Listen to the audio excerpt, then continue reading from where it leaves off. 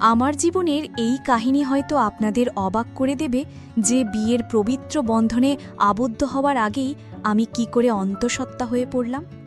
আমার সৌন্দর্য অনেক পুরুষেরই দৃষ্টি আকর্ষণ করত, কিন্তু আমি তখনও কলেজের গণ্ডি পেরোইনি।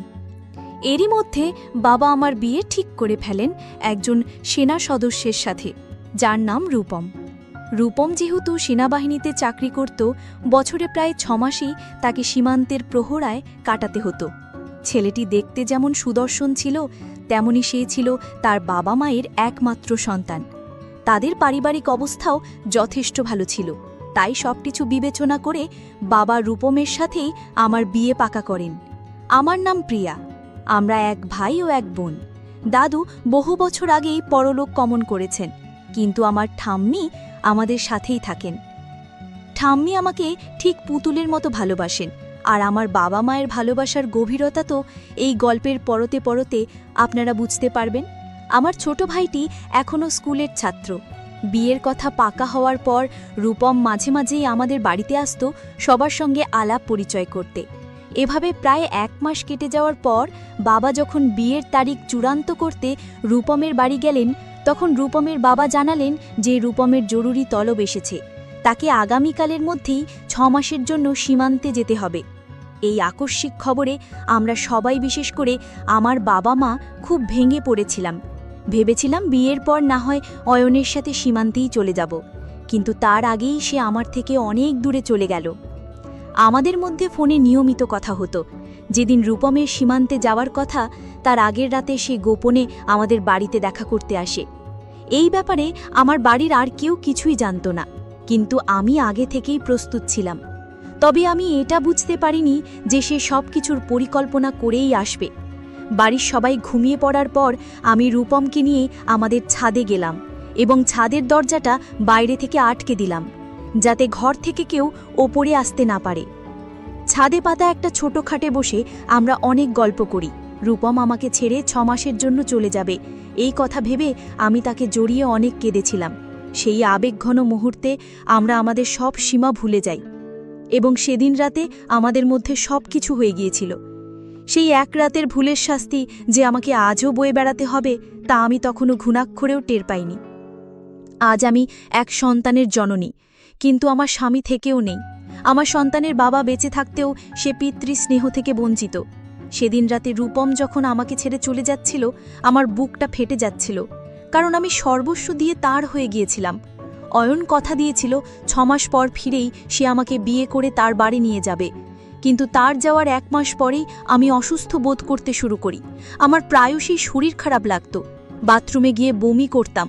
একদিন আমি বাথরুমে বমি করার সময় আমার ঠাম্মি শব্দ শুনে ছুটে আসেন। তিনি আমাকে ধরে বিছানায় বসিয়ে কপালে চুমু দিয়ে বলেন, আমার পুতুলটার কি হয়েছে? কয়েকদিন ধরেই দেখছি তোর শরীরটা ভালো নেই, চল আজ আমিই তোকে ডাক্তারের কাছে নিয়ে যাব। আমার শরীর এতটাই খারাপ ছিল যে আমিও ডাক্তারের কাছে যেতে রাজি হয়ে যাই, কিন্তু আমি স্বপ্নেও ভাবিনি যে ডাক্তারের কাছে গিয়ে আমি নিজের সম্পর্কে এত বড় এক সত্য জানতে পারব। ডাক্তার আমার পরীক্ষা নিরীক্ষা করে যা জানালেন, তাতে আমার পায়ের তলার মাটি যেন সরে গেল। ডাক্তার বললেন আমি গর্ভবতী এবং সময় পেরিয়ে যাওয়ায় গর্ভপাত করানো সম্ভব নয়। সেদিন আমাদের সাথে আমার ছোট ভাইও গিয়েছিল। সে যখন বুঝতে পারল যে সে মামা হতে চলেছে, তখন সে বাড়িতে ফিরেই ছুটে গিয়ে ভেতরে গিয়ে চিৎকার করে বলতে লাগলো, মা, একটা দারুণ খুশির খবর আছে, আমি মামা হতে চলেছি। এই কথা শুনে মা আমার ভাইয়ের গালে সজোরে এক থাপ্পড় বসিয়ে দিলেন। এরপর ঠাম্মি যখন আমাকে সাবধানে ধরে ঘরে নিয়ে এলেন, তখন বাবা মা জিজ্ঞেস করলেন, ডাক্তার কি বলেছে? প্রিয়ার কি হয়েছে? ঠাম্মি তাদের মুখের দিকে তাকিয়ে শান্তভাবে বললেন, প্রিয়া সত্যিই মা হতে চলেছে। এই কথা শোনা মাত্রই মা আমার দিকে তেড়ে এলে ঠাম্মি তার হাত ধরে ফেলেন এবং বলেন, খবরদার, আমার নাতনির গায়ে হাত তোলার চেষ্টাও করবি না।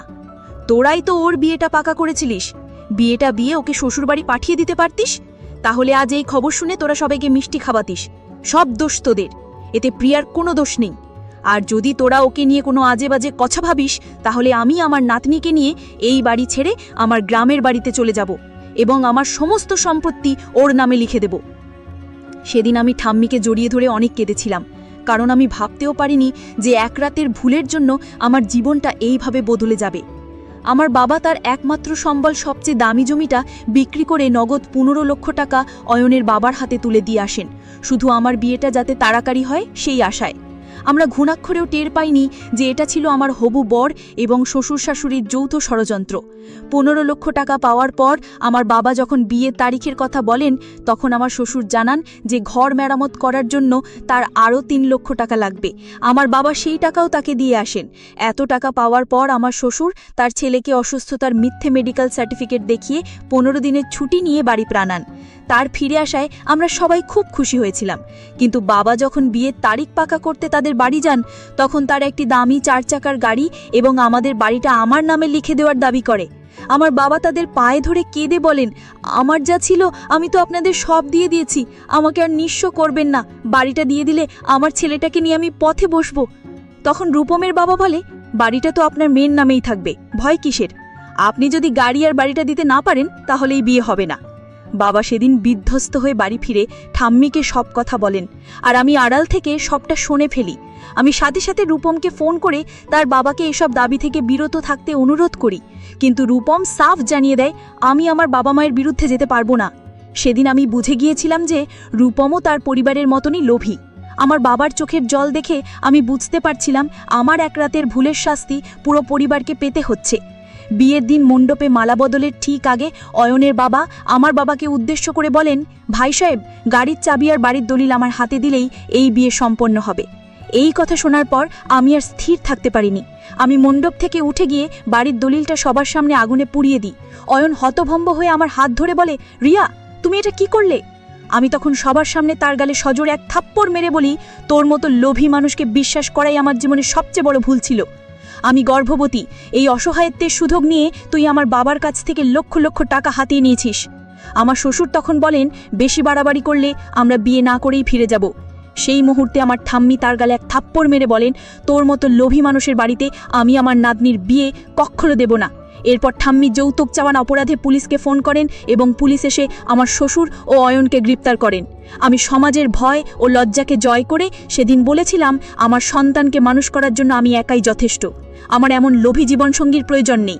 আমি চাই না আমার সন্তানের ওপর এমন মানুষের ছায়া পড়ুক। আসলে সেদিন রাতে যা কিছু হয়েছিল তা ছিল অয়ন ও তার পরিবারের পূর্ব পরিকল্পিত, কিন্তু আমার বাবা মা ও ঠাম্মি আমার পাশে ছিলেন বলেই আমি সেই কঠিন সময় পার করে একটি কন্যা সন্তানের জন্ম দিয়েছি। আজ আমার মেয়ের বাবা থাকতেও নেই, কিন্তু আমার পরিবার তাকে ভালোবাসায় ভরিয়ে রেখেছে।